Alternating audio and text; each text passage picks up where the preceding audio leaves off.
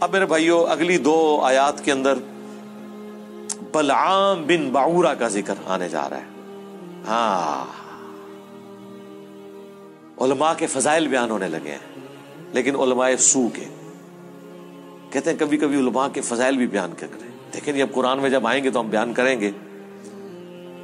بلعام بن بعورہ، بلعام بن بعورہ بھی اور بلعام بن بعورہ یہ دونوں الفاظ کے ساتھ تفصیل ملتی ہے.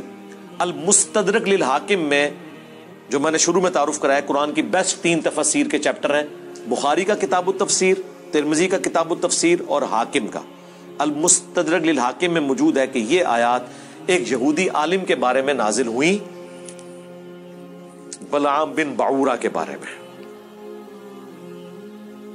بڑا نیکوکار تھا اور صاحب کرامت تھا. آج کے دور میں سمجھ لیں علماء حقہ میں شامل تھا. علماء حقہ، اہل سنت والجماعت. علماء حقہ تو لفظ ہی غلط ہے، حقہ نہیں ہوتا، حق ہوتا ہے.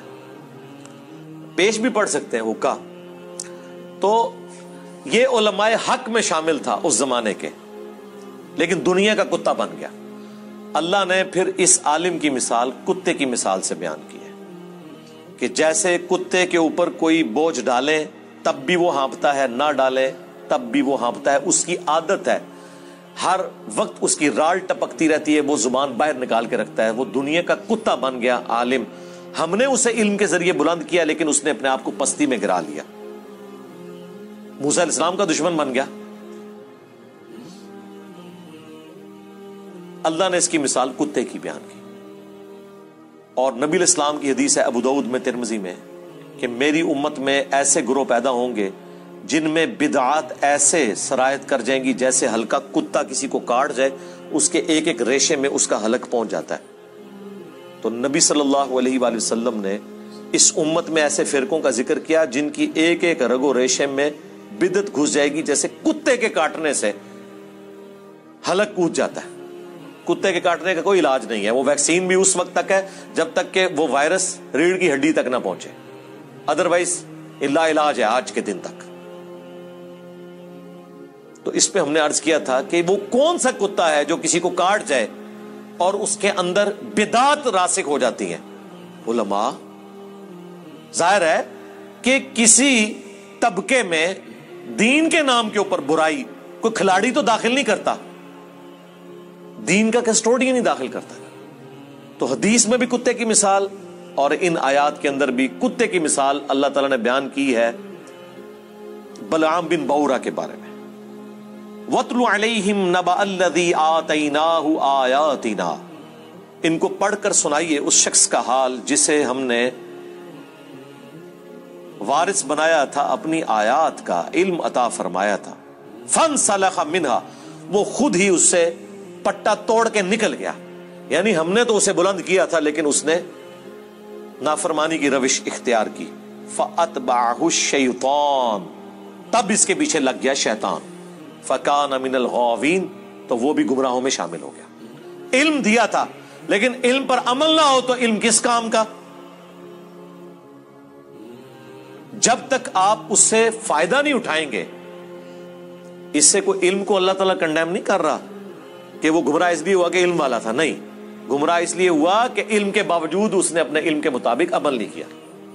اگر علم نہ ہوتا تو وہ ویسے ہی گمراہ ہے، اس کا تو ذکر کرنے کی بھی ضرورت نہیں ہے. وَلَوْ شِئْنَا لَرَفَعْنَاهُ بِهَا، اور اگر ہم چاہتے تو بلند کر دیتے اس کا رتبہ. وَلَكِنَّهُ أَخْلَدَ إِلَى الْأَرْضِ، لیکن خود ہی اس نے اپنے آپ کو پستی میں گرا لیا. وَاتْبَعَ هَوَاهُ، اور اپنے خواہشات نفسانی کے پیچھے وہ لگ گیا. فَمَثَلُهُ كَمَثَلِ الْكَلْبِ، تو اب اس کی مثال ایک کتے کی سی ہے. إِن تَحْمِلْ عَلَيْهِ يَلْهَثْ، اگر اس کے اوپر کوئی بوجھ ڈالا جائے تب بھی وہ زبان ہانپے. او تترکہ یلہث، یا اسے اس کے حال پہ چھوڑ دیا جائے تب بھی وہ ہانپے. ذالک مثل القوم الذین کذبوا بآیاتنا، یہی حال ہوتا ہے ان لوگوں کا جو اللہ کی آیات کو جھٹلا دیتے ہیں. فقصص القصص لعلہم یتفکرون، تو اے نبی علیہ السلام انہیں یہ بات، یہ قصہ بیان کریں، شاید وہ غور و تفکر کریں، پلٹ آئیں اللہ کی طرف. ساء مثلا للقوم الذین کذبوا بآیاتنا، کیا ہی بری مثال ہے ان لوگوں کی جو ہماری آیات کو جھٹلاتے ہیں. وَأَنفُسَهُمْ كَانُوا يَظْلِمُونَ، اور وہ اپنی ہی جانوں پر ظلم کرنے والے ہوتے ہیں. مَن يَهْدِ اللَّهُ فَهُوَ الْمُهْتَدِي، جسے اللہ ہدایت بخشے وہی ہدایت پہ ہوتا ہے.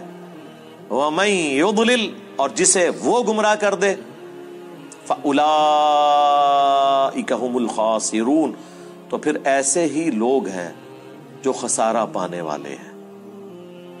اللہم اہدنا فیمن ہدیت، اللہم اہدنا الصراط المستقیم، صراط الذین انعمت علیہم غیر المغضوب علیہم ولا الضالین، آمین.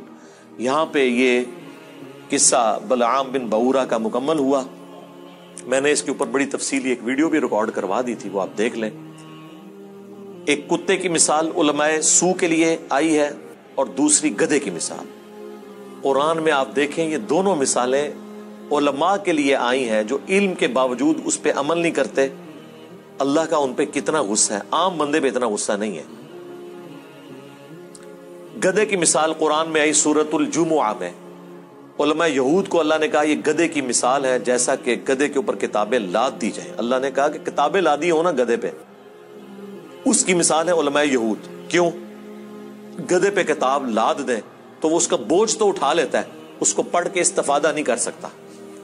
تو وہ علماء جو علم سے استفادہ نہ کریں وہ گدھے کی مثال ہیں.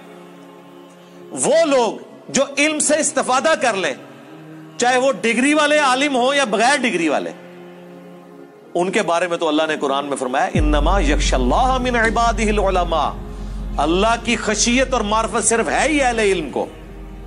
ان کے بارے میں تو اللہ تعالیٰ نے فرمایا قل هل يستوي الذين يعلمون والذين لا يعلمون انما يتذكر اولو الالباب.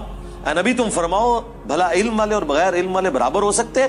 نصیحت تو نہیں حاصل کرتے مگر عقل والے. ان کی تو تعریفیں اللہ نے کی ہیں، لیکن ان کو گدھا کہا کیونکہ گدھا استفادہ نہیں کر سکتا. لہذا وہ علماء جن کے شوکیسوں میں کتابیں رکھی ہوئی ہیں استفادہ نہیں کرتے تو وہ گدھے کی مثال ہے. علماء یہود کو پتا تھا کہ یہ وہی آخری پیغمبر ہیں، نبی امی. ان کی کتابوں میں پروفیسیز موجود تھیں لیکن انہوں نے نبی الاسلام کو نہیں پہچانا. آج بھی وہ علماء جو قرآن و سنت کو اپنے شوکیسوں میں سجاتے ہیں اور روب ڈالتے ہیں وہ لمبی لمبی کتابیں درسی نکال کے، عمل کوئی نہیں کر رہے، وہ گدھے کی مثال ہے. اور جو اللہ کے نبی کی بات پہنچاتا ہے بھولی بالی امت تک، اسے کہتے ہیں وہ جی گدھے پہ بھی کتابیں لاد دی جائیں تو وہ کوئی عالم نہیں بن جاتا. انجینئر صاحب کتابیں رکھ کے تو کوئی عالم نہیں بنتا. سرکار یہ تو آپ کی مثال ہے.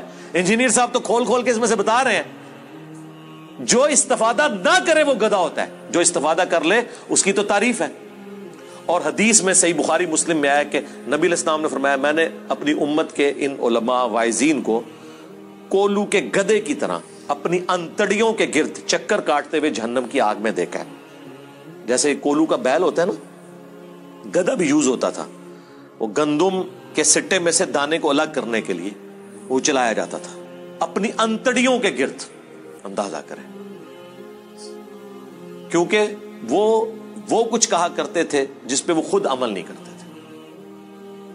اور پریکٹیکلی علماء سو کا یہی حال ہے کہ وہ یہی کچھ کرتے ہیں. سارے کا سارا فتنہ علماء سو کا ہے. علماء سو کا فتنہ اتنا بڑا ہے کہ وقت کا پیغمبر بھی ہونا یہ اسے بھی کامیاب نہیں ہونے دیتے، آخری درجے تک کوشش کرتے ہیں. عیسیٰ ابن مریم کے مقابلے کے اوپر کون کھڑا ہوا تھا؟ یہودی علماء. کوئی ان کے زمانے کا کوئی پلیئر تو کھڑا نہیں ہو گیا تھا، کوئی کشتی کرنے والا پہلوان تو نہیں آ گیا تھا.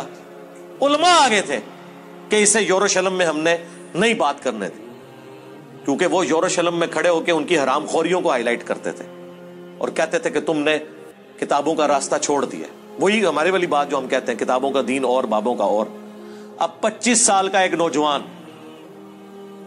جس کی داڑھی بھی مشکل سے نکلی ہوئی ہے، جب 80-90 سال کے بابوں کو آگے کہے گا کہ حرام خورو چھوڑو، تو وہ کہیں گے یار تجھے تمیز نہیں علماء سے بات کرنے کی.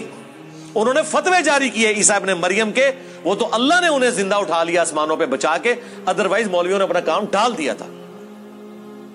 تو جب انبیاء ان مولویوں کے شر سے محفوظ نہیں رہتے جب تک کہ اللہ تعالیٰ انہیں بچا نہ لے، سرکار تسی میں تے شاہی کوئی نہیں سوائے اس کے کہ آپ ان کی ڈاکٹرن ان کے اوپر الٹ دیں، جو اللہ کے فضل سے اس پلیٹ فارم سے ہو گیا ہے۔ بس اب آپ ان کی چیخیں سنیں، اللہ کے نبی کا جھنڈا انشاءاللہ بلند ہوگا انشاءاللہ تعالی۔ اللہ تعالیٰ سے دعا ہے کہ جو حق بات میں نے کہی اللہ تعالیٰ ہمارے دلوں میں راسخ فرمائے، اگر جذبات میں میرے منہ سے کوئی غلط بات نکل گئی اللہ تعالیٰ ہمارے دلوں سے محو کر دے، ہمیں معاف کر دے، دھو ڈالے ہماری خطاؤں کو، ہمیں کتاب و سنت کی تعلیمات پر عمل کر کے دوسرے بھائیوں تک پہنچانے کی توفیق عطا فرمائے۔ سبحانک اللہم و بحمدک، اشہد ان لا الہ الا انت، استغفرک و اتوب الیک، وما علینا الا البلاغ المبین۔ جزاکم اللہ خیرا۔